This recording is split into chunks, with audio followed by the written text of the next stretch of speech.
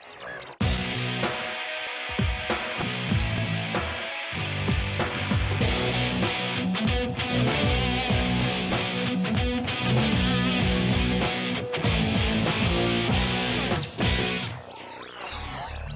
aula pública de hoje discute o futuro dos Estados Unidos com Donald Trump. Neste programa, gravado na UFABC, em São Bernardo do Campo, quem fala sobre o assunto é Antônio Roseira. Mestre e doutor em Geografia Humana pela USP, Antônio Roseira é professor da UFABC. Uma das figuras mais controversas do jogo político, Donald Trump continua a provocar tensões na presidência dos Estados Unidos. Desde a eleição em 2016, o norte-americano se notabilizou por decisões polêmicas. Na contramão de Barack Obama, Trump realiza mudanças drásticas na saúde e na regulação econômica. Na área ambiental, realiza uma cruzada contra os acordos de proteção climática. A comunidade internacional, por sua vez, assiste perplexa às mudanças que ocorrem em Washington.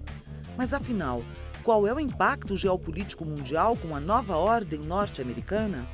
O que o mundo pode esperar dos Estados Unidos de Donald Trump?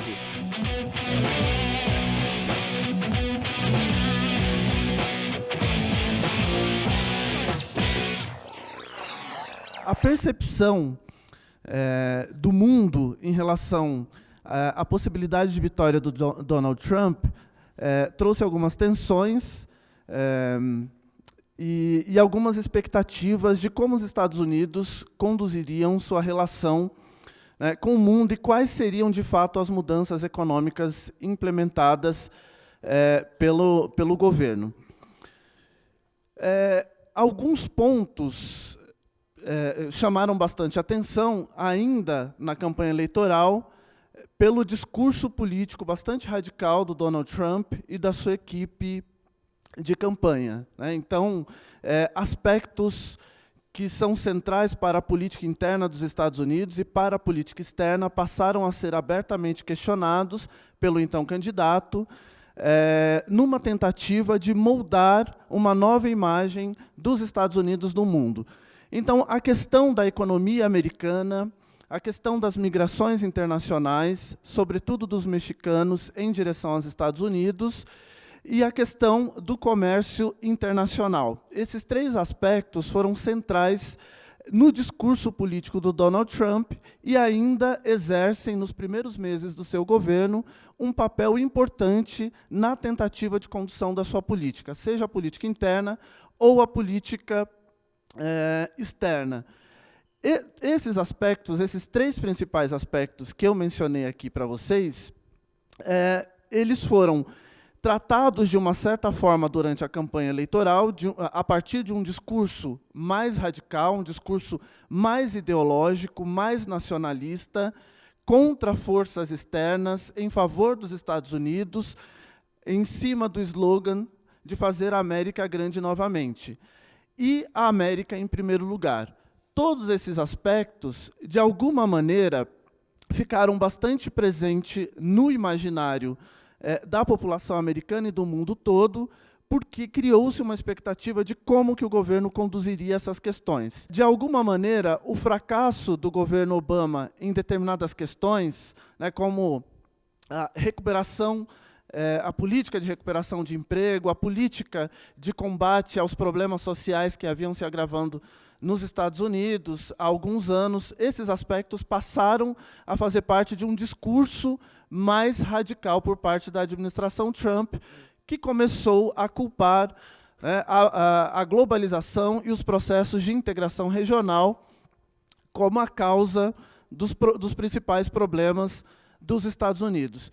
Nesse sentido, o governo passou a adotar uma retórica bastante radical em relação ao bloco que os Estados Unidos compõem com o Canadá e com o México, o NAFTA, uma retórica bastante radical contra a imigração, sobretudo de mexicanos para os Estados Unidos, e uma retórica também bastante firme contra a perda de competitividade das empresas americanas e da economia americana de modo geral para as economias emergentes, especialmente a China.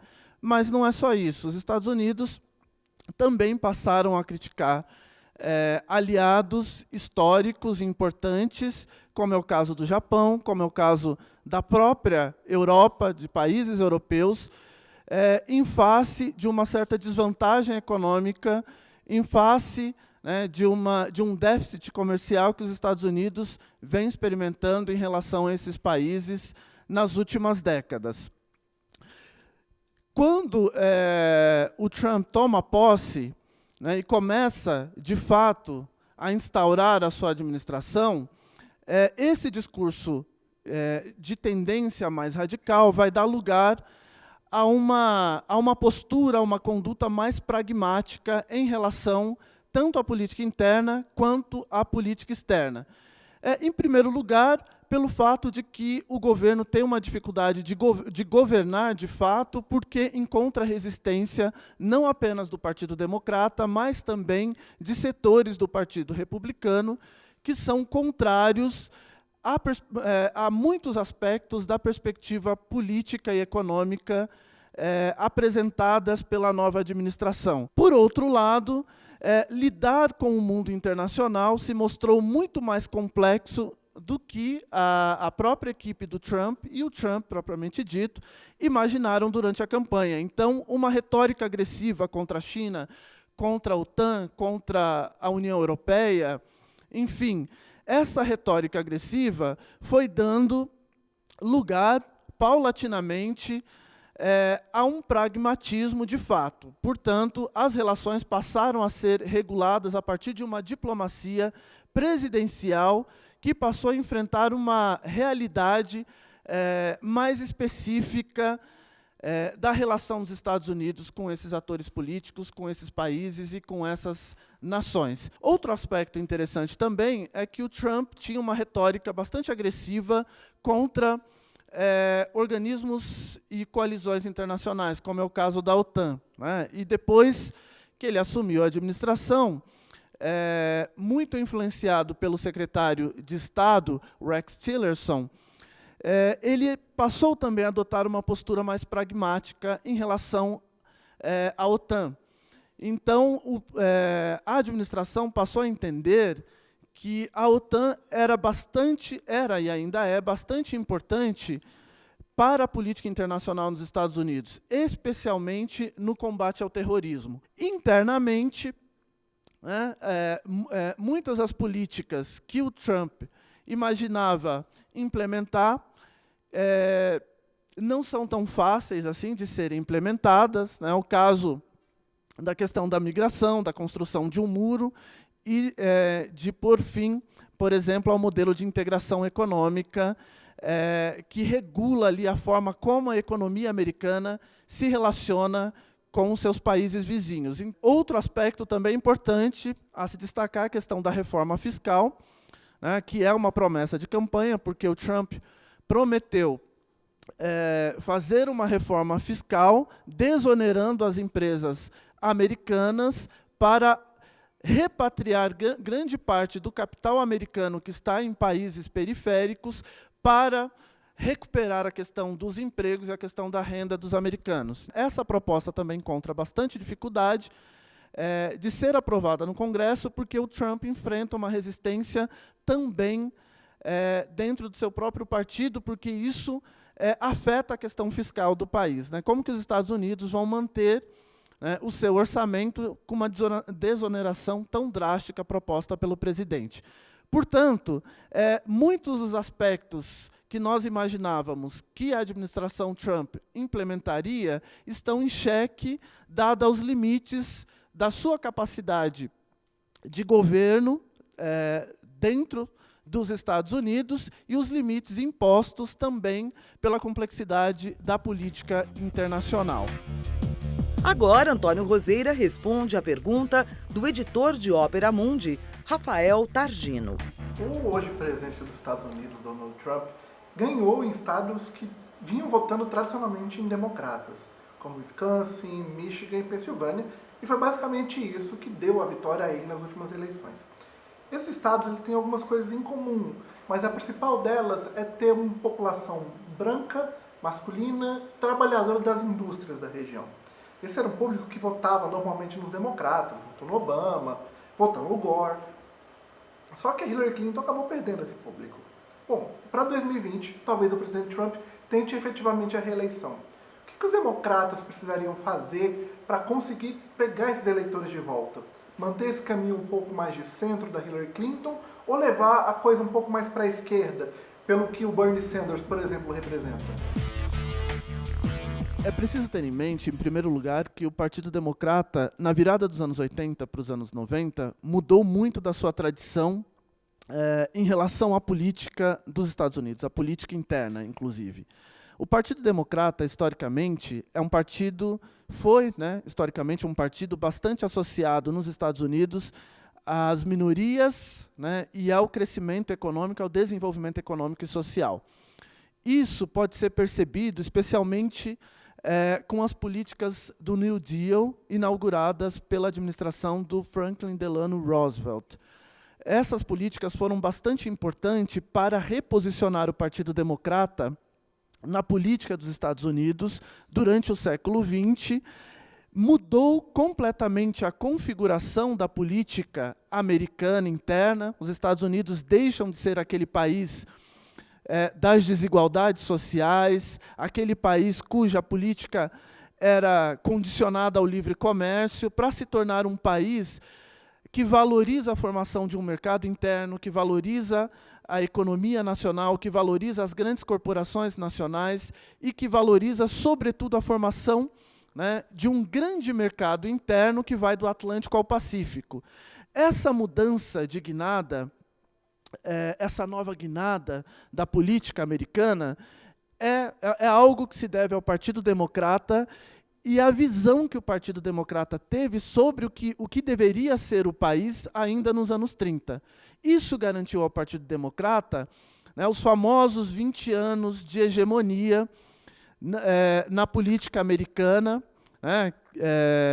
Portanto, do Roosevelt até o final da administração Truman, o Partido Democrata governou os Estados Unidos, dando lugar posteriormente a um presidente republicano, que foi o Eisenhower, que não por acaso, quando se tornou presidente, reinstaurou novamente um discurso mais conservador, de contenção de gastos, tentando inverter um pouco da lógica da administração democrata.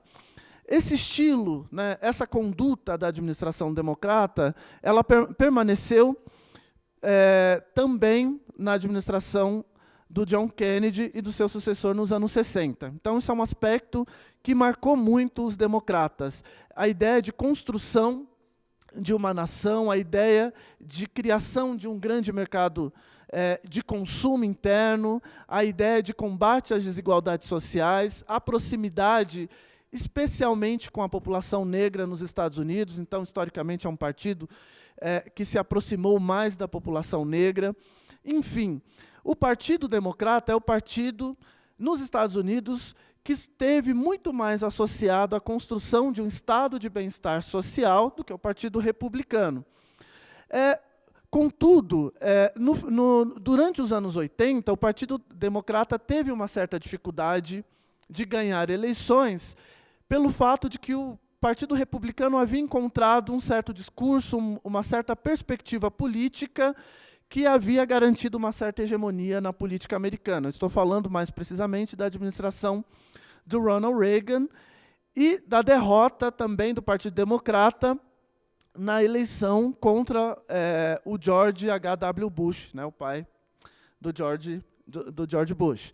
Então, portanto, essas derrotas nos anos 80 fez com que o Partido Democrata mudasse um pouco a sua direção e recuperasse a sua condição de liderança política interna dentro dos Estados Unidos. A partir da administração Clinton para frente, o Partido Democrata se torna um partido muito mais ligado ao discurso da globalização, ao discurso da abertura comercial, ao discurso da integração, privilegiando, sobretudo, a superioridade tecnológica dos Estados Unidos. Colocando de outro modo, o Partido Democrata é o partido preferido dos grandes meios de comunicação e de Wall Street. Só que, ao fazer essa mudança de direção na política dos Estados Unidos, o partido acabou perdendo um pouco da preferência que ele tinha dos trabalhadores, dos setores industriais e também das minorias e da população negra. De alguma forma, a população americana não conseguiu mais encontrar uma diferença de fato entre o Partido Democrata e o Partido Republicano, especialmente pela dificuldade de administração do Obama. O Obama encontrou muitas dificuldades pelo caminho, repetiu grande parte dos discursos do Partido Democrata que vinha sendo, né, hegemônicos desde a administração Clinton. Enfim, esses aspectos confundiam um pouco a população americana, que passou, né, a não entender tanto o Partido Democrata como partido historicamente alinhado aos interesses de uma grande maioria do povo americano. Então, recuperar, né, a confiança dos trabalhadores da indústria, sobretudo das regiões mais industrializadas dos Estados Unidos, recuperar a confiança da população negra, significaria fazer, né, um retorno às origens, né, do Partido Democrata no século XX, da década de 30 para frente. Portanto, retornar às políticas de desenvolvimento, de valorização dos trabalhadores, de recuperação da renda, de combate aos problemas sociais que os Estados Unidos voltaram a enfrentar dos anos 80 para frente, especialmente com as políticas liberalizantes da administração Reagan e reforçadas pela administração do Clinton.